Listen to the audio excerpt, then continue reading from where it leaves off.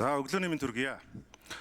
Тэгэхээр энэ 1992 оны үндсэн хуулиас хойш 30 гаруй жилийн хугацаанд бид эрх зүйт нийгмийг төлөвшүүлэх, хуулийн засаглалыг хэлбэрэлтгүй хэрэгжүүлэх, хүний эрх хэрэгжлөөг хангах, парламентын цэглэлийг бүрдүүлэх гэсэн энэ цогц зорилгоодын төлөө явж байгаа.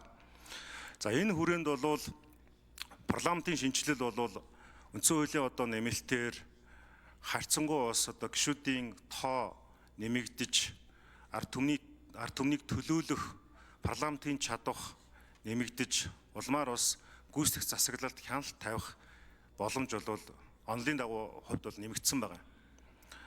За ингээд яг парламентын чадварыг одоо идэвхжүүлэх гол одоо зарчим бол Монгол улсын энэ тусгаар тогтнол үндэсний аюулгүй байдал, олон улсын тавцан дээр Монгол улс арчлан авч үлдэх гэсэн том ирмэлцлийн төлөө хийгдсэн зүйл гэж үзэж байгаа.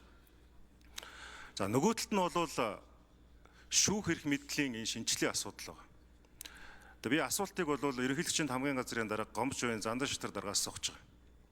За энэ хүрээнд энэ прокурорын шинжилгээний асуудал маш учир дутагдaltaй байгаа.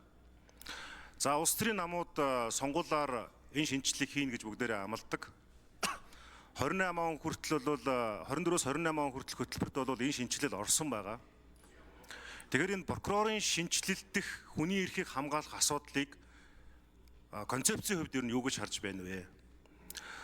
Яг өнөөдөр бид нар тодорхой томилгоотой холбоотой асуудлууд дээр ингэ шийдэгдээд явах нь ойлгомжтой.